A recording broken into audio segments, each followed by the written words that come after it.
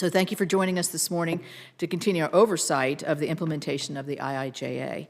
Today, our focus is on the Surface Transportation Reauthorization Act, one of the foundational components of the IIJA, which was developed in a bipartisan manner by this committee. This hearing comes at a critical time, I think, as we approach the expiration of these provisions at the end of 2026 in September. We want to continue what is working, but discontinue what isn't working. Since the law's enactment on November 15th, 2021, transportation stakeholders have been delivering on its promise, but at times experiencing some challenges. We have some of those stakeholders with us today. I appreciate them coming to provide us with an on-the-ground update of their efforts to deliver transportation projects in rural and urban communities. On the positive side, the federal highway formula programs received approximately 90% of the funding in the IIJA, which was something that I strongly supported. This funding has provided states with the certainty and with the flexible project eligibilities to address the transportation needs of Americans across the country.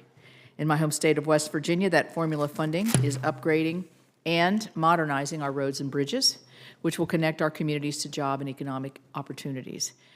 I also championed common sense provisions aimed at accelerating projects so that communities are not stuck waiting to realize the safety and reliability benefits that they will bring.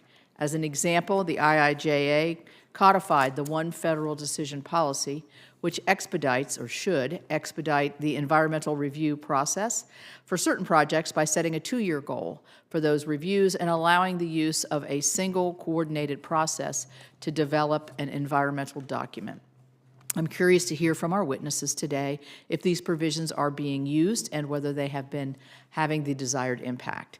Despite the many benefits, I'm aware that we have some challenges with the implementation of the IIJA. Inflation is certainly a contributing factor. It has eaten into the overall funding increase provided by the IIJA and increased project costs. I look forward to our witnesses sharing the real-world impacts of this inflation on the work that they are doing.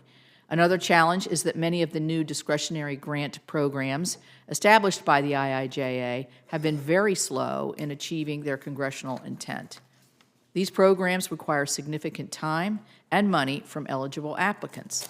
And once a grant has been awarded, the project grant agreement was often taking more than a year to be negotiated and signed by the prior administration, which delays the benefits of each project. This slowdown has contributed to a ballooning amount of unused obligation authority that must be sent back to the states as part of a process known as the August redistribution. In 2024, that amount was $8.7 billion. This results in an end of the fiscal year scramble as states seek to put that amount of funding to use, often putting it towards lower priority projects. We advanced a bipartisan fix to help with this issue last year, but the challenge remains and it's growing. I'm sure we'll learn more about our witnesses' experience with applying for and managing a discretionary grant award today. In addition, the implementation of the IIJA was sometimes clouded by executive overreach of the prior administration. My colleagues on this committee have often heard me talk about 2 examples of overreach: the December 16th policy memorandum that was issued and the greenhouse gas measure final rule, performance measure final rule. The goal of this overreach was simply advancing the priorities of the prior administration, even when those priorities were often specifically considered by this committee and excluded from the IIJA. Ultimately, it took more of a year for the prior administration to correct their misstep with the December 16th memo, and it required litigation from 22 states and action by the Trump administration to finally end the unauthorized greenhouse gas performance measure final rule.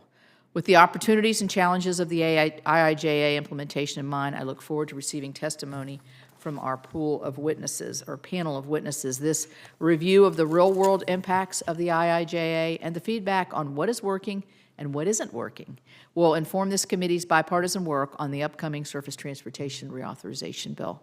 Thanks for the witnesses and members for participating today, and I now recognize Ranking Member Whitehouse for his opening statement.